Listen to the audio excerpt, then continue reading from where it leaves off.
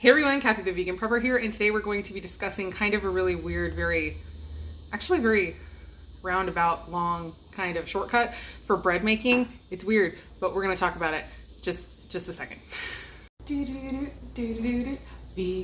prepper. Vegan prepper. All right, so the shortcut involves grinding your own flour, which probably does not sound like a shortcut at all. But for me, what I have kind of accidentally discovered is that when I use my own sprouted wheat berries, so these are wheat berries that I have sprouted and dehydrated, and I grind those into a flour and then I make my sourdough with it, I find that the sourdough proofs like kind of ridiculously fast compared to normal. So this is something that I utilize in my life on days like today where it's almost 11:30 and I haven't even started my sourdough starter yet. And I would like to have bread before midnight because, you know, I don't really feel like baking bread at midnight, which has happened before. So I make all of my family's bread from scratch, usually just from a flour that I buy from Azure Standard that I have on hand.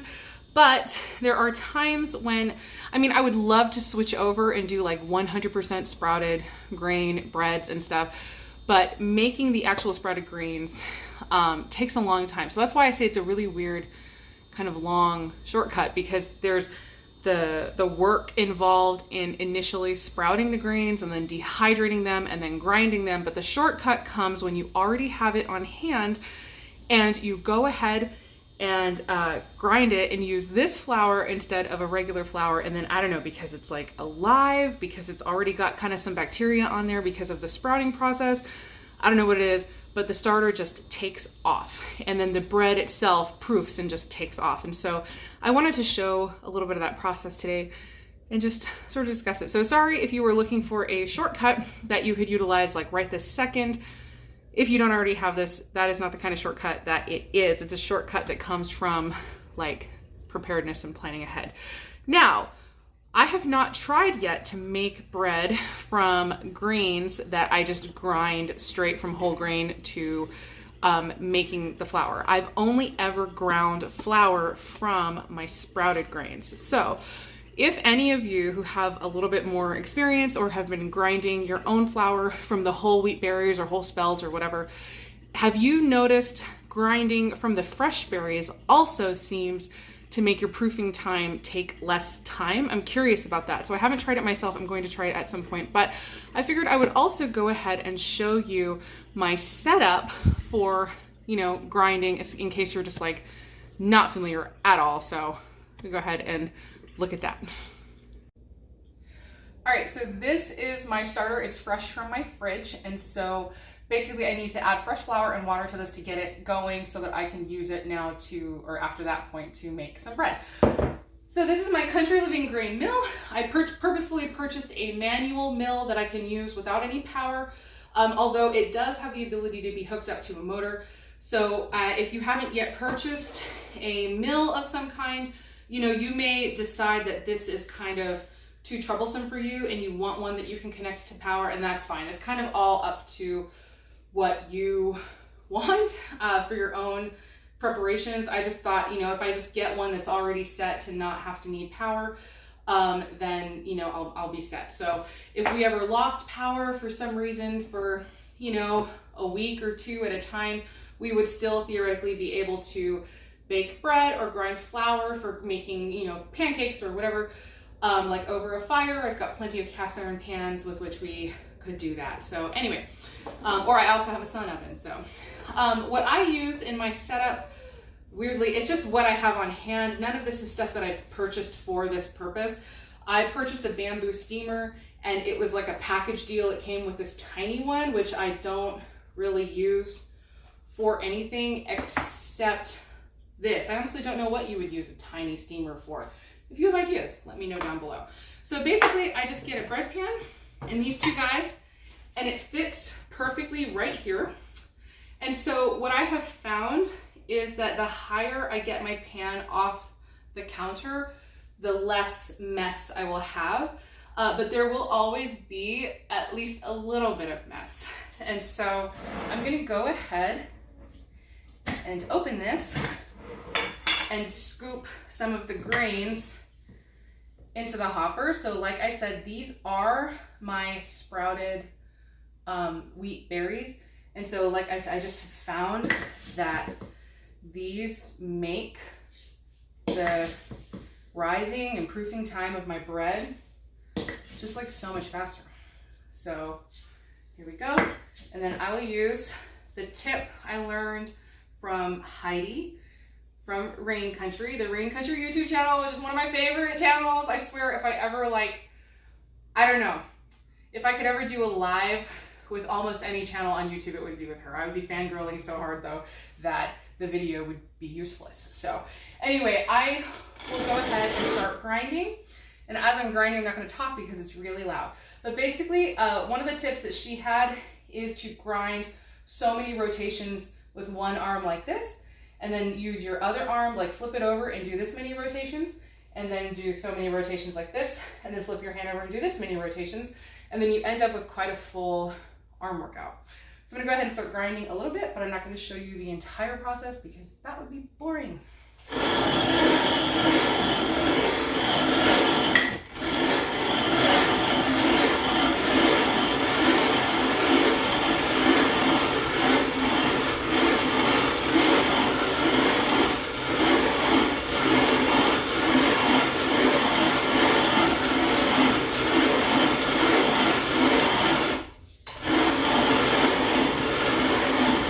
Okay, so this is how much grain I got out of or how much flour I got out of the amount of grain that you saw me put into the mill. I am not sure exactly how much grain it was, but the hopper was I don't know, like half to 2/3 full or whatever. But anyway, it's probably about 2 to 3 cups, and it took probably about 3 to 4 minutes to grind, if that. Grinding harder wheat berries is actually relatively quick. And so that's nice about it. It is harder to grind, like it's harder on your muscles, but the flour grinds a lot faster. And then the softer grains are easier to grind, but they take forever. So anyway, I'm going to be able to use this. This is plenty to get the starter started. And then once I'm ready to actually bake the bread, that is about when I will grind the rest of the flour, because it's really not that much work. So basically, it might not seem like a very good shortcut, but in this case, you're doing like a few minutes of extra work in order to save yourself hours. So for me, that's what I want, because I want my bread to be ready faster. So when I want that, I do the sprouted grain. So I'm gonna go ahead and get the starter started and then get back here when it's time to actually to show you kind of the proofing and then the baking process. Sorry, I'm still tired and out of breath from doing the mill because it's work, but that's good. Exercise, right?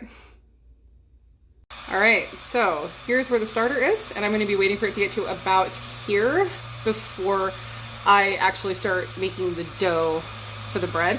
But it is 11:38 right now on my clock, so we'll see how fast that happens. It's probably going to happen within the next couple of hours. All right, so we are back. It is about 3 hours later, but it was to the right spot after only 2 hours, but I had to go pick up my son from school, so it went a little longer, which is not bad. It can keep going as long as you're catching it while it is still rising. That's when you get the best lift in your bread. From what I have learned and from what seems to have played out for me, if I leave this to sit for too long, it doesn't seem to make me as big and fluffy of a bread. So now I'm going to go ahead and get this made up into a dough. I'm kind of on a major time crunch, so I am not going to be able to do the multiple stirs in this. So I have a video already all about how I make my sourdough bread, and I can link that down below and you can see the whole process. So typically you do multiple stirs. I'm not going to be able to do that this time, but it will still turn out really good. There's honestly not too many ways that you can screw up homemade bread. It's pretty forgiving.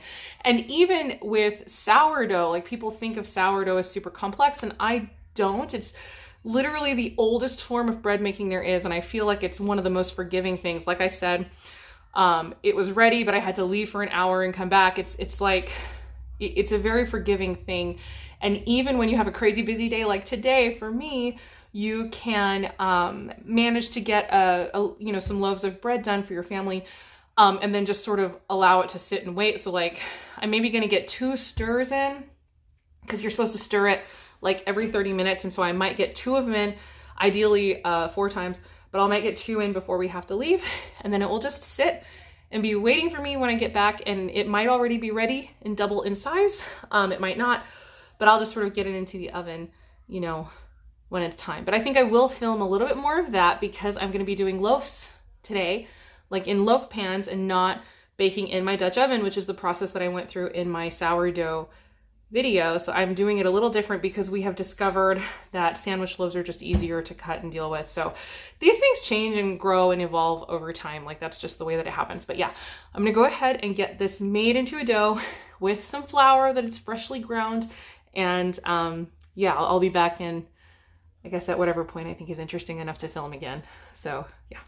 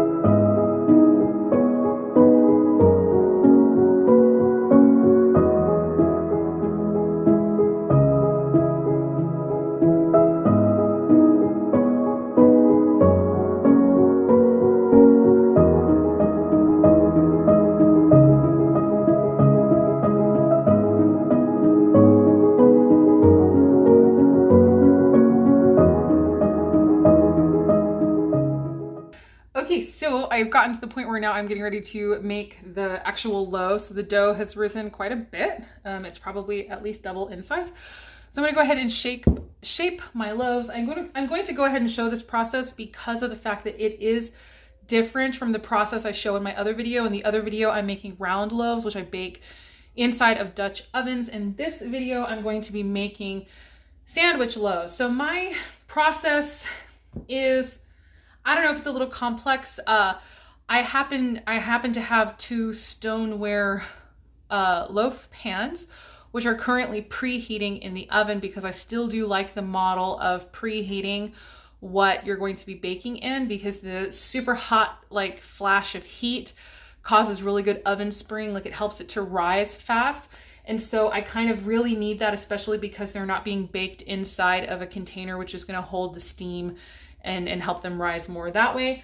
But I do have like a couple little tricks for that, so I'll show you in a second. But basically I have these old loaf pans I bought a long time ago at Goodwill. And the reason I have the stoneware is because I was gonna replace these because they are great. They technically function really well, but one of them cooks faster than the other. And I honestly can't remember which is which, like if it's the dark one that cooks faster or the clear one that cooks faster. So it does not produce even results. So that's the reason I was getting ready to replace it, because it's just been frustrating. I've been using these loaf pans, my gosh, probably since like very early in my marriage. I had like nothing. I had to buy everything. And well, I've always shopped used first, but we were also like seriously broke. So it was like everything I got at Goodwill.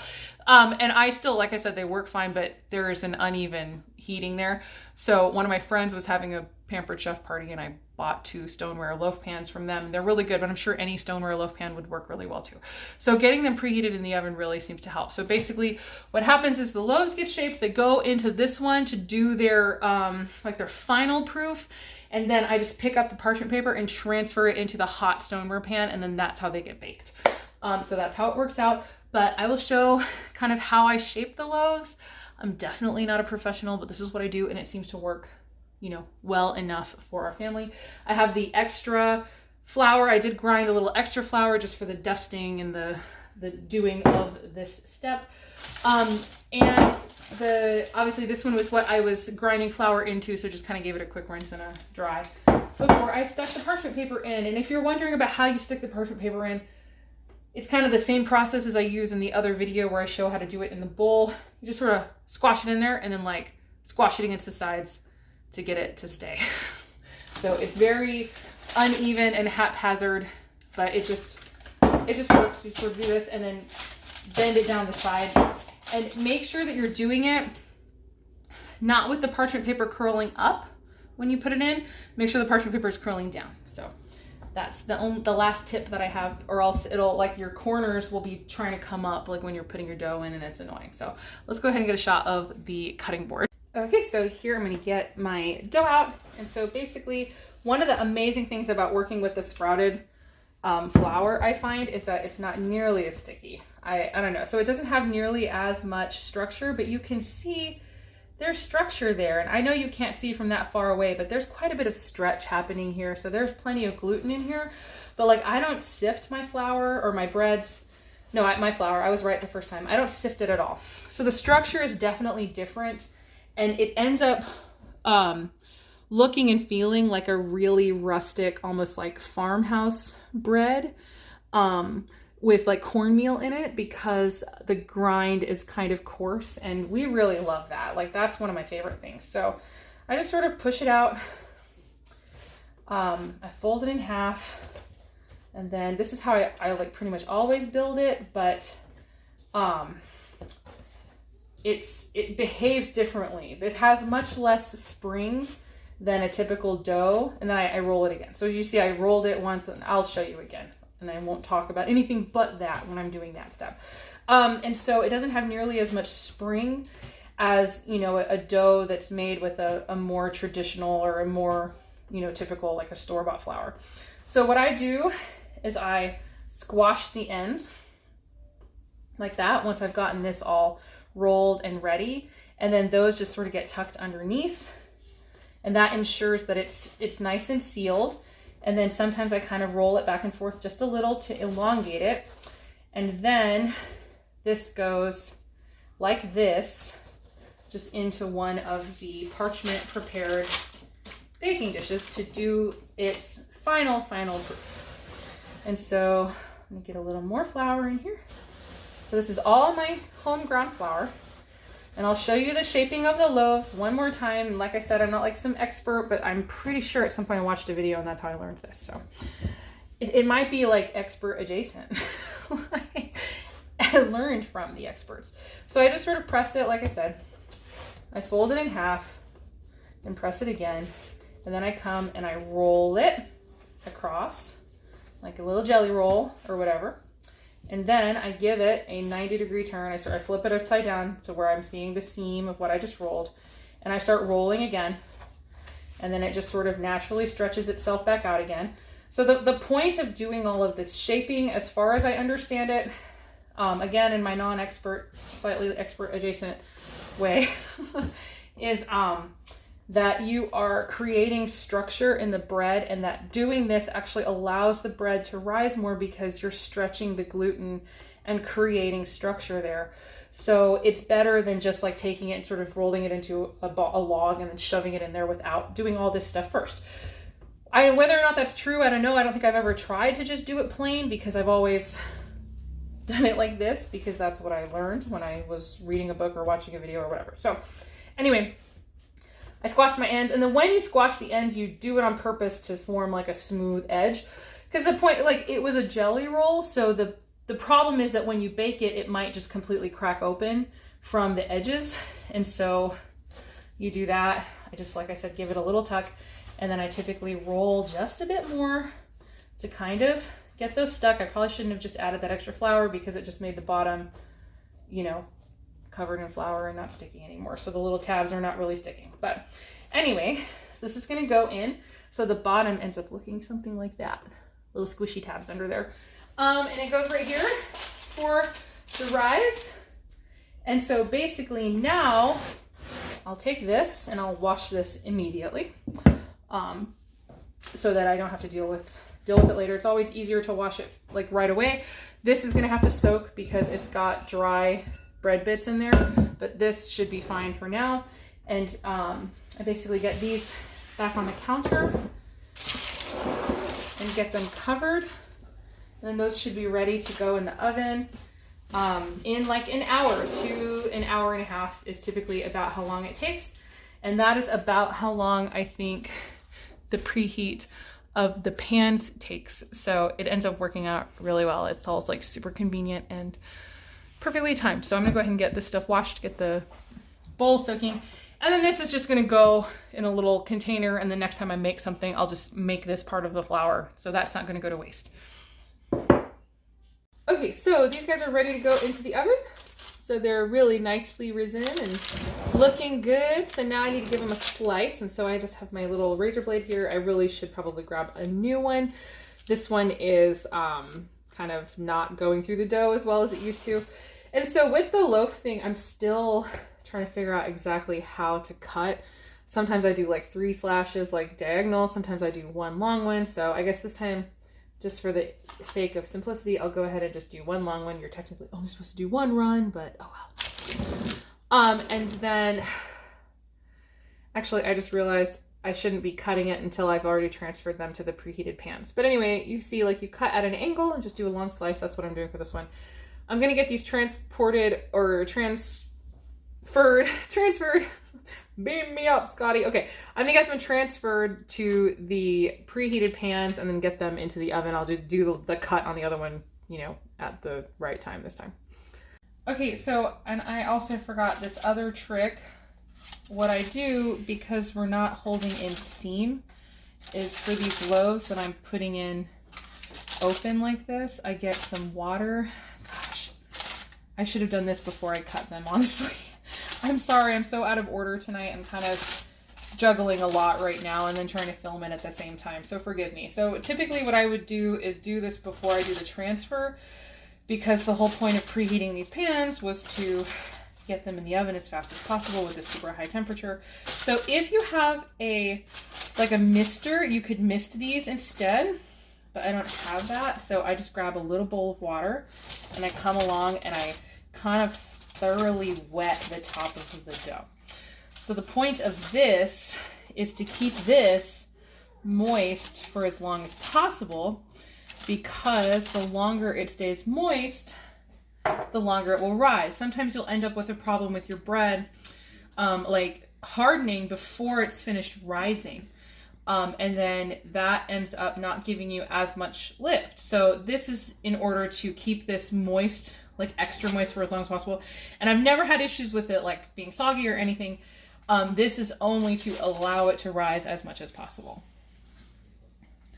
Okay, here they are out of the oven. Now there's never as dramatic a rise with the sprouted bread flour, which is, or the sprouted wheat flour, and that's just because there's not as much gluten structure. But this is going to be an absolutely, or these both are going to be absolutely delicious loaves. We love the rustic kind of cornbread or cornmeal texture of the sprouted wheat flour. But I will go ahead, these just came out of the oven and they will sit until tomorrow, and we'll cut into them at that point. Okay, so it's the next morning and I have cut into the bread. So obviously it did not rise very much, but like I said, the 100% sprouted bread or sprouted grain breads never really do, especially if you don't sift the flour.